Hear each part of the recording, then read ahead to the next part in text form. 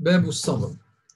يقول تعالى: يا أيها الذين آمنوا اصبروا وصابروا. Ô croyants, soyez endurants, incitez-vous à l'endurance. ويقول تعالى: ولنبلونكم بشيء من الخوف والجوع ونقص من الأموال والأنفس والثمرات وبشر الصابرين. Très certainement, nous vous éprouverons par de la peur, de la faim, une diminution de vos biens et de vos personnes et de vos fruits, et fait la bonne annonce aux endurants.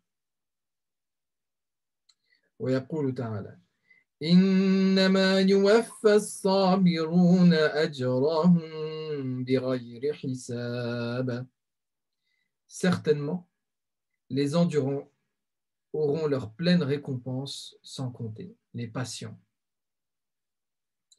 وقال تعالى: ولمن صبر وغفر إن ذلك لمن عزم الأمور.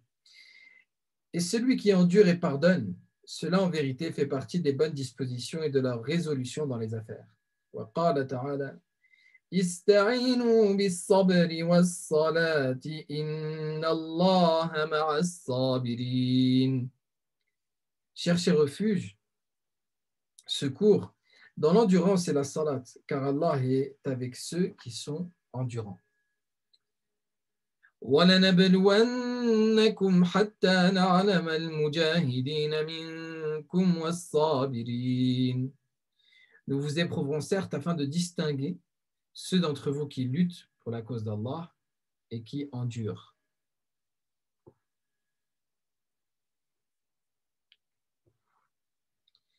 وعن أبي مالك الحارث بن عاصم الأشعري رضي الله عنه قال: قال رسول الله صلى الله عليه وسلم: الطهور شطر الإيمان والحمد لله تملأ الميزان وسبحان الله والحمد لله تملأان أو تملأ ما بين السماوات والأرض والصلاة نور والصدقة برهان والصبر ضياء والقرآن حجة لك أو عليك كل الناس يغدو فبائع نفسه فمعتقها أو موبقها رواه مسلم رحمة الله عليه.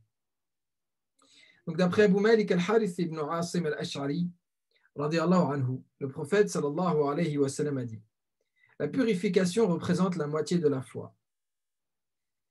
Dire Alhamdulillah remplit la balance des bonnes actions.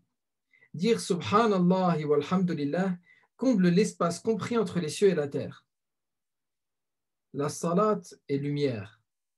L'aumône est une preuve de foi. La patience est une clarté. Et le Coran est un argument en ta faveur ou contre toi. Tous les hommes sortent le matin et vendent leur âme, certains la franchissant et d'autres la conduisant à sa perte. On va expliquer, Inch'Allah ta'ala, ce hadith. Donc, Abu Malik al-Harith ibn Asim al-Ash'ari anhu rapporte que le messager d'Allah sallallahu alayhi wa sallam a dit: At-tuhuru shatarul iman. La purification est la moitié de la foi. Qu'est-ce qui est voulu ici par purification? Comme vous savez, il y a deux types de purification. Il y a la purification qui est liée à l'extérieur et il y a la purification du cœur. Donc la purification extérieure, c'est la purification du corps, la purification des choses matérielles et immatérielles. Donc la purification du corps, des vêtements et de l'endroit où on prie, de toute impureté. Et la purification qui consiste à faire aussi ces ablutions, et ces grandes ablutions quand c'est demandé. Et la purification du cœur, eh bien, Allah Azza wa Jal, subhanahu, il a envoyé les prophètes notamment pour purifier les croyants. Et le prophète sallallahu alayhi wa sallam nous dit: At-tuhuru shatarul iman. La purification est la moitié de la foi. Et on comprend qu'il a utilisé le mot purification ici dans son sens général, c'est-à-dire qu'il n'a pas précisé ni la purification du corps, ni celle du cœur, parce que les deux en réalité doivent se rejoindre. Il est important qu'il y ait de la spiritualité dans nos ablutions. et que l'on comprenne que les impuretés physiques ont aussi un impact sur le cœur. Jusqu'à ce qu'Ibn al-Qayyim rahimahullah parle même des odeurs, en disant la bonne odeur a un impact positif sur le cœur et la mauvaise odeur a un impact négatif sur le cœur. Ça, c'est sans parler de pureté et d'impureté. Même l'odeur a un impact. Donc, comprendre qu'il y a un lien entre la purification extérieure et la purification intérieure. Aussi, la shahada, la parole d'attestation de foi que nous disons, la ilaha illallah, elle est composée de deux parties. La ilaha, c'est une négation. Illallah, c'est une affirmation. Donc la moitié de cette parole, la ilaha, eh bien c'est une négation. Et la purification, c'est ça, c'est nettoyer de toutes les impuretés. Donc avant de dire illallah, en même temps qu'on dit illallah, mais avant de profiter pleinement de illallah, il va falloir qu'on s'occupe de la ilaha. Il va falloir nettoyer le cœur de toutes les mauvaises certitudes qu'il a sur les créatures, afin que ce cœur, au final, il ne s'oriente que vers Allah tabaraka wa ta'ala. Parce que ce cœur, il s'oriente vers ce qu'il pense être nuisible ou utile. Il va craindre ce qu'il pense être nuisible et il va espérer en ce qu'il pense être utile. Eh bien, ce cœur, il est important qu'il fasse la négation sur les créatures dans leur entièreté, dans leur capacité à avoir une qualité par elles-mêmes, ou être nuisible par elles-mêmes, ou être utile par elles-mêmes. Ainsi, ce cœur, il va dire la ilaha, il va arrêter de s'orienter vers tout autre qu'Allah, et ensuite il va affirmer illallah. Et donc, la ilaha, c'est aussi donc, cette purification du cœur de toutes ces mauvaises certitudes, mais aussi des mauvaises choses qui sont liées à l'ego, comme l'orgueil, la jalousie, l'ostentation, etc. Ce sont les trois maladies mères des autres maladies que je viens de citer. Eh bien, c'est la moitié de la foi. Donc la moitié de la foi consiste à nettoyer ce cœur. Et combien on fait d'efforts parfois pour augmenter dans la foi, et donc on se dit je vais lire beaucoup de Coran pour essayer d'augmenter ma foi, et je vais faire beaucoup de prières, je vais faire beaucoup d'aumônes, je vais faire beaucoup de ci et de cela pour augmenter dans la foi, et on néglige, donc on privilégie l'augmentation et on néglige le côté purifier et nettoyage et en fait le fait de retirer des choses qu'il y a dans ce cœur. Prenons un puits dans lequel il y a un cadavre qui est tombé. D'accord? Un cadavre d'animal qui est tombé dans ce puits. Donc, l'eau de ce puits sent mauvais et elle est impure.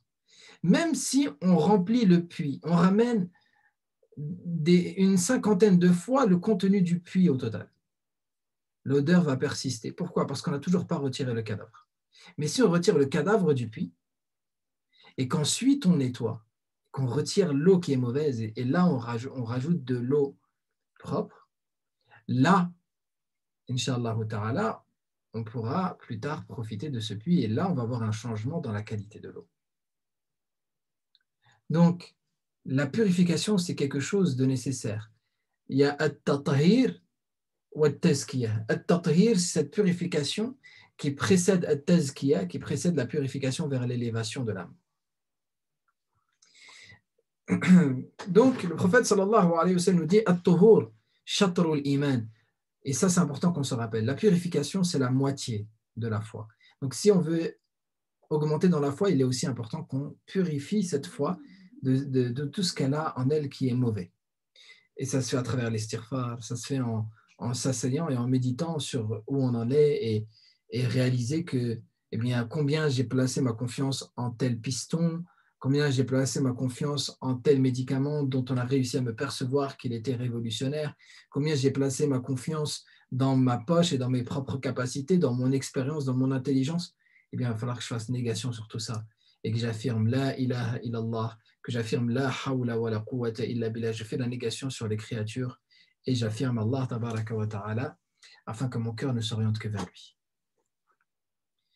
Walhamdulillahi tamla'ul mizan. Et alhamdulillah remplit la balance. Allahu Akbar. Le prophète sallallahu alayhi wa sallam nous dit, dans un hadith qui est rapporté par l'imam At-Tabarani, rahimahullah, il nous dit Afdalul ibadi ila Allah yawm al-qiyamati al-hamidun. Les meilleurs serviteurs auprès d'Allah le jour de la résurrection sont al-hamidun. Ce sont les gens qui disaient alhamdulillah en toutes circonstances. Alhamdulillah. Cette parole est tellement lourde, elle est tellement importante, tellement pleine de sens. Cette parole qui ne peut sortir réellement que d'un cœur qui est totalement satisfait et amoureux d'Allah. Tabaraka wa ta'ala. Donc ce alhamd, il est important qu'on aille le chercher dans le cœur. Et cette satisfaction, il est important qu'on la recherche dans notre vie en se programmant à être satisfait. Et pour se programmer à être satisfait, eh bien, il faut se déprogrammer des mauvais programmes qu'on a en nous, des mauvais conditionnements qu'on s'est imposés. Du conditionnement de « pour être heureux, j'ai besoin de telle chose que je n'ai pas encore ». Ou si je suis malheureux, c'est à cause de telle chose que je vis. Tout cela est faux. Mon bonheur n'est pas dans quelque chose que je ne possède pas. Il est dans mon changement de perception sur ce que je possède déjà. Et mon malheur n'est pas dû à ce que je vis, mais à comment je le vis. Donc je peux changer le comment je vis mon épreuve pour sortir du malheur. Allah nous dit dans le Coran wa in ta'uddu ni'matallahi la tuhsuha. Si vous comptiez les bienfaits d'Allah, vous ne pourriez les dénombrer. Donc chacun d'entre nous, nous nageons dans les bienfaits d'Allah. Donc si nous sommes frustrés, insatisfaits, le problème vient de nous. Il n'y a pas des situations qui nous entourent. Le problème vient de nous. Donc qu'on apprenne à être satisfait et qu'on veuille être satisfait, qu'on recherche la satisfaction auprès d'Allah tabaraka wa ta'ala. Avant de, c'est pas avant, mais au-delà de se poser la question est-ce que Allah est satisfait de moi, qu'on se pose la question est-ce que nous sommes satisfaits d'Allah, est-ce que moi je suis satisfait d'Allah tabaraka wa ta'ala. Et alhamdulillah, toute seule, cette parole toute seule déjà, tamla'ul mizan, elle remplit la balance. Il nous dit le prophète sallallahu alayhi wa sallam ensuite wa subhanallahi walhamdulillahi tamla'ani ma bayna as-sama'i wal ard. Tamla'u ou tamla'an. Et subhanallah et alhamdulillah, ces deux paroles lorsqu'elles sont ensemble remplissent l'espace entre ciel et terre. Et le tasbih, le fait de dire subhanallah, le fait de l'avoir dans le cœur, c'est le fait d'avoir conscience que Allah est infiniment au-dessus de tout ce qu'on peut imaginer de lui. D'élever Allah au-dessus de tout. Gloire à Allah. Mais subhanallah, vraiment Allah subhanahu wa ta'ala au-delà de ce que je peux imaginer de lui. Peu importe la compréhension que je peux avoir de la grandeur d'Allah, il est infiniment au-delà de ma propre compréhension, des limites de ma perception, des limites de mon esprit. Et si toutes les intelligences se réunissaient et qu'on additionnait même la foi des anges et des compagnons et des prophètes et leur science et leur sagesse, eh bien, subhanallah, quand on additionnait tout cela, et pour arriver à la compréhension de qui est Allah, Allah serait toujours infiniment au-dessus de tout cela. Donc, être conscient de cela, tout en ayant le cœur rempli d'alhamdulillah, ça remplit l'espace entre le ciel et la terre. Certains savants ont dit, ça remplit la balance et ça remplit l'espace entre le ciel et la terre, parce que ce sont des paroles légères qui sont faciles à dire. Et donc, si on a un programme quotidien de tasbih et de tahmid, de dire subhanallah walhamdulillah, et bien très très vite on atteint un nombre, des centaines de milliers de fois. Ces paroles, on les retrouvera sur la balance le jour de la résurrection. Chaque lettre de ces paroles a une récompense auprès d'Allah tabaraka wa ta'ala qui est multipliée. Was-salatu nur, et la prière est une lumière. Est-ce que tu peux marcher dans l'obscurité sans lumière? Tu ne peux pas. Eh bien, la prière, c'est une lumière qui te permet de distinguer ce qui est bon pour toi de ce qui est mauvais, à condition que cette prière soit vivante. Donc il est important que cette prière, nous la vivions, que nous ayons une relation à Allah subhanahu wa ta'ala dans notre prière.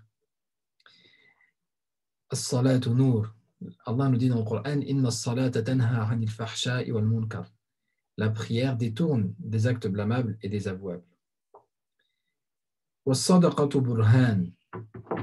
Et la sadaqa est un argument en ta faveur. C'est un argument fort en ta faveur. Le fait que tu as fait sadaqa, alors que peut-être tu étais dans le besoin, dans la difficulté, et que tu as fait cette sadaqa, ça montre ta foi. Tu as donné uniquement à la recherche d'Allah tabaraka wa ta'ala. Et cette sadaqa cachée a encore plus de poids que cette sadaqa ouverte, sauf dans certaines situations où il est préférable de faire sadaqa en public pour encourager les gens à faire sadaqa. Was-sabru diya, et la patience est clarté. La patience, c'est ce qui te permet de prendre du recul sur les événements. Et tu vois les choses d'une manière claire. La patience, elle te permet de prendre du recul sur tes propres émotions et de voir les choses le plus possible telles qu'elles sont et pas seulement telles que tu es en train de les vivre. La patience, c'est ce qui te permet de mettre les choses en perspective. La patience, c'est ce dont nous avons besoin et qui, lorsqu'on n'en a plus, on doit demander à Allah qu'il nous en rajoute dans l'épreuve. Donc c'est très très important. Allah Azza wa Jalla dit Wasbir wa ma sabruka illa billah.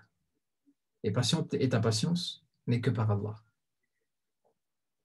Donc Allah dit que sa patience n'est que par Allah, mais qu'il patiente quand même. Non.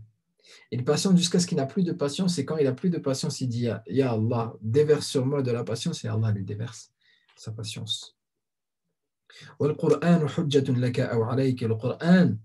est un argument décisif pour ou contre toi. Allahu Akbar. Ce Coran qu'on a, qui bien souvent dans nos maisons prend la poussière, ce Coran, il sera un argument pour ou contre nous le jour de la résurrection. Est-ce qu'on en a conscience? Ce Coran là qui est dans l'étagère.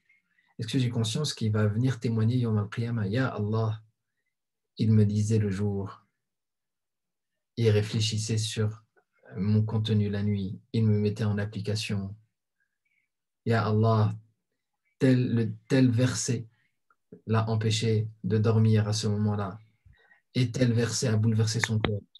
Et quand les larmes ont coulé, et ainsi le Coran, il argumente en faveur de ceux qui le lisaient et qui le mettaient en pratique dans ce monde. Ou il argumente contre eux. Ya Allah, il ne m'ouvrait que très peu.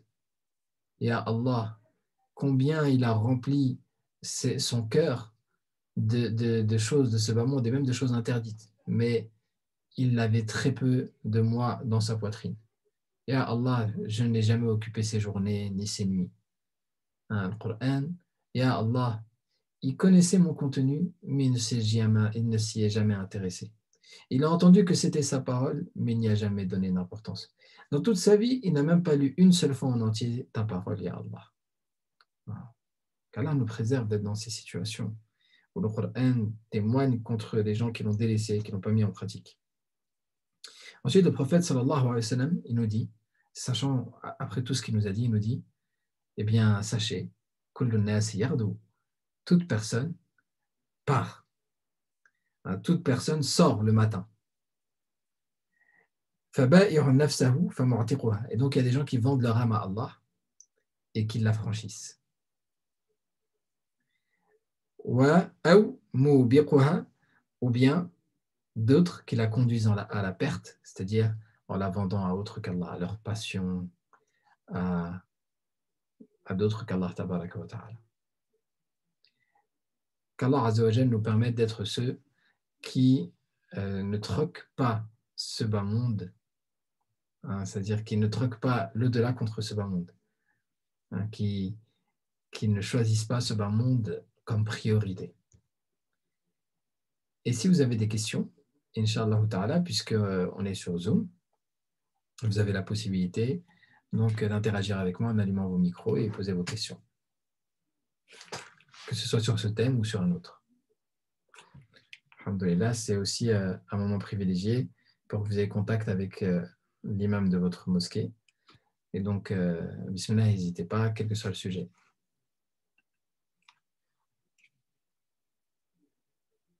Et s'il n'y a pas de questions, dans ce cas, eh bien, je vous laisse, Inch'Allah ta'ala.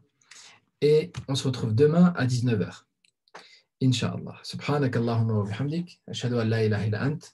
نستغفرك ونتوب إليك والحمد لله رب العالمين والسلام عليكم ورحمة الله.